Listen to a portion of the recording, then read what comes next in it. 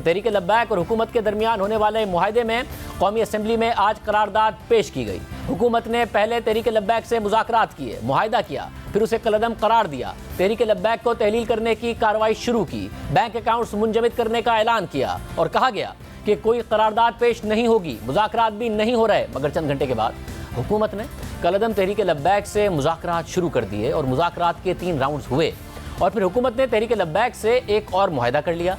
खुद वज़ीर आज़म इमरान खान ने गुज़िश्ता रोज़ फ्रांसीसी सफ़ीर को मुल्क से निकालने के नुकसानात बताए और फिर आज तहरीक लब्बैक से मुआहदे के तहत फ्रांस के सफ़ीर को मुल्क से निकालने के मसले पर करारदाद कौमी असम्बली में पेश कर दी गई और फिर कलअदम तहरीक लब्बैक ने लाहौर में जारी धरना ख़त्म करने का ऐलान कर दिया। लेकिन क्या तहरीक लब्बैक पर आयद पाबंदी भी ख़त्म होगी और मुकदमात भी ख़त्म होंगे? इस हवाले से वफाकी वज़ीर इत्तलात फवाद चौधरी ने तफसीलात से आगाह किया। हमारे पास ये इख्तियार नहीं है कि हम किसी जब एक दफ़ा डिक्लेयर हो जाए तो हम उसको वापस ले लें। ये उनके पास अपील का हक़ है। अगर पर्चे हुए हैं तो वो पर्चे हम तो नहीं ख़त्म कर सकते, वो पर्चे तो अदालतों में जाने हैं। इसी तरीके से जिन जिन साहिबान के वो मेंटेनेंस ऑफ पब्लिक ऑर्डर के तहत गिरफ़्तार हैं उनको तो हम छोड़ सकते हैं क्योंकि वो हुकूमत का इख्तियार है। जिनके ऊपर कत्लों के पर्चे हैं उनको नहीं छोड़ा जा सकता क्योंकि वो हमारा इख्तियार नहीं है। जो लोग 800 पुलिस वाले यहाँ पर ज़ख्मी हुए हैं, 5 पुलिस वाले यहाँ पे शहीद हुए हैं, ये नहीं हो सकता कि हम वो पुलिस वालों का कहें कि वो हम भूल जाएं, वो नहीं भूला जा सकता।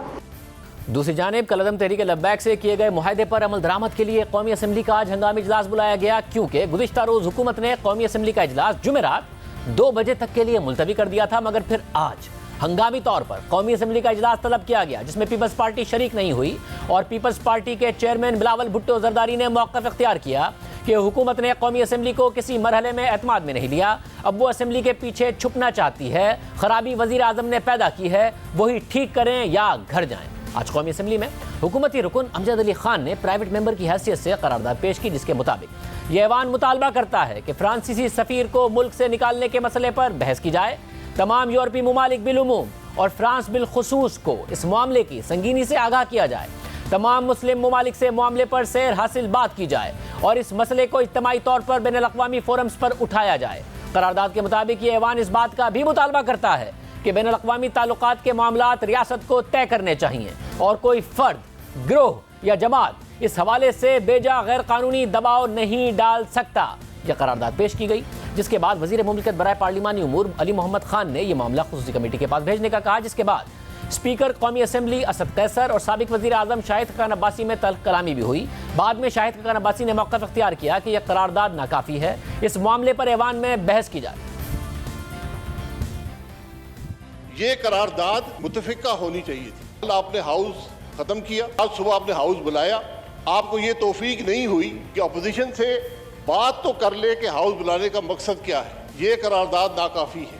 इसलिए मेरी गुजारिश ये होगी कि 1 घंटा दिया जाए, हम भी इसको स्टडी करते, जो अजाफी बातें लिखनी है आपके सामने रखेंगे। ये हाउस एक मुत्तफ़िका करारदाद को पास करके आज ही बहस शुरू करे। पूरा हाउस इसकी कमेटी हो, स्पेशल कमेटी कोई ज़रूरत नहीं है।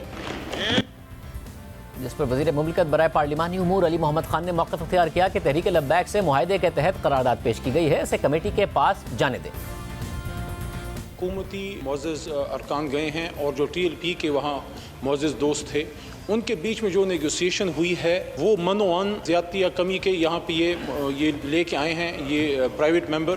तो इसमें हम हुकूमत तो किसी चीज़ में दावेदार नहीं इसको चेंज करने या कुछ भी। बाकी जो शाहिद खान अब्बासी साहब या पूरा ऐवान जो मुनासिब समझता है वो हो जाएगा। जिस तरह भी एक रिक्वेस्ट आई है प्राइवेट मेंबर की तरफ से कि इसको स्पेशल कमेटी में भेज दिया जाए, वो उस पर गौर व खौज करे और यहाँ पे फिर ऐवान में भेज दे। ऐवान फिर इस पर अगर ओपन डिबेट करना चाहे या जो भी करना चाहे।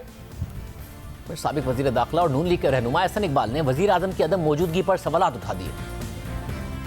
मुझे तवक्को थी कि वज़ीर आज़म अपनी कुर्सी पे बैठे होते और आज ये करारदाद वज़ीर आज़म को पेश करनी चाहिए थी। अभी वज़ीर साहब ने कहा कि हमने जो मुआहदा किया है उसमें तब्दीली नहीं हो सकती। क्या वो इस ऐवान को होस्टेज आप बना रहे हैं? आपने अगर एक तंजीम के साथ बात तय कर ली है तो वो इस ऐवान के साथ भी ऊपर बालातर है कि उसके ऊपर बात नहीं हो सकती।